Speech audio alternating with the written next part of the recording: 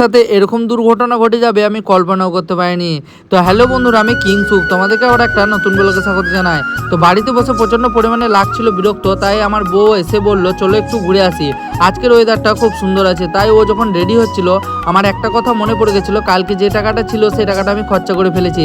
এখন আপাতত যেহেতু আমার কাছে কোনো টাকা নেই, সেই টাকা আমি আজকে ঝাড়বো বাবার পকেট থেকে, কারণ বাবার কালকে পকেটে কিছুটা টাকা দেখেছিলাম, সেই পকেট হয়তো ঝাড়বো। তোমরা ভাবছো যে চুরি করছি না, এই টাকা আমি আবার পরে রিটার্ন করে দেবো। তো দেখতেই পাচ্ছ 50 টাকা পেয়েছি, আর 50 টাকা যেহেতু ঝাড়তে হবে, আর 100 টাকা আমি অলরেডি জোগাড় করে ফেলেছি। এই টাকা নিয়ে যাবো আজকে একটু ঘুরতে, আর গাড়িতে যেহেতু আমার তেল প্রথম থেকেই কম ছিল, সেই তেলটাও ভরে নেবো আজকে যেতে যেতে। তারপরে আমি দেখতেই পাচ্ছ গাড়িটাকে যেভাবে রেখেছি খুব সুরক্ষিতভাবে রেখেছি, কারণ যা রোদের তেজ, সেই তেজে হয়তো আমার গাড়ি লাল থেকে হয়তো কালো হয়ে যেতে পারে। তাই চলো তোমাদের সাথে রাস্তায় যেতে যেতে কথা হচ্ছে। তো ফাইনালি আমরা রাস্তায় চলে এসেছি, আর স্টুডেন্টের সাথে দেখা করতে করতে টাইমটা অনেকটা পেরিয়েই গেল।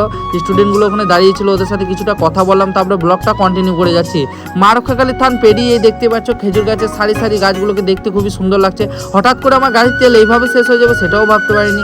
যে এমন জায়গায় শেষ হয়েছে, সেখানে একটা ছিল দোকান, সেই দোকানে আমি তেল ভরে নিলাম। দেখতে পাচ্ছ হাফ লিটার তেল, যে জায়গায় ঘুরতে যাবো হাফ লিটার তেলে হয়ে যাবে, গরিব মানুষ কী করবো।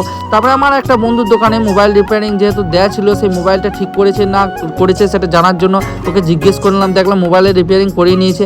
ফাইনালি এইভাবে গাড়িটা হঠাৎ করে চলে আসবে সেটাও ভাবতে পারিনি। তারপরে আমরা একটা জায়গায় গল্প করতে শুরু করলাম, সেখানে গল্প করবো বলে বসেছিলাম। তারপর মেঘটা এইভাবে চলে আসবে আমরা সেটাও ভাবতে পারিনি, হঠাৎ করে বৃষ্টিটা এইভাবে শুরু হয়ে যাবে সেটাও ভাবতে পারিনি। আর দেখতেই পাচ্ছ আমার বোন নিচে কুদে বেড়াচ্ছে, কারণ ওকে বৃষ্টিতে ভিজতে খুবই ভালো লাগে। তারপরে ফাইনালি বৃষ্টি দেখে আমরা বাড়ির দিকে রওনা দিলাম। আর রওনা দিতে দিতে তোমাদেরকে আরও একটা কথা বলি, ব্লগগুলোকে একটু বেশি বেশি করে সাপোর্ট করে, যাতে এই ক্ষেত্রে আরও ভালো ভালো ব্লগ দিতে পারি।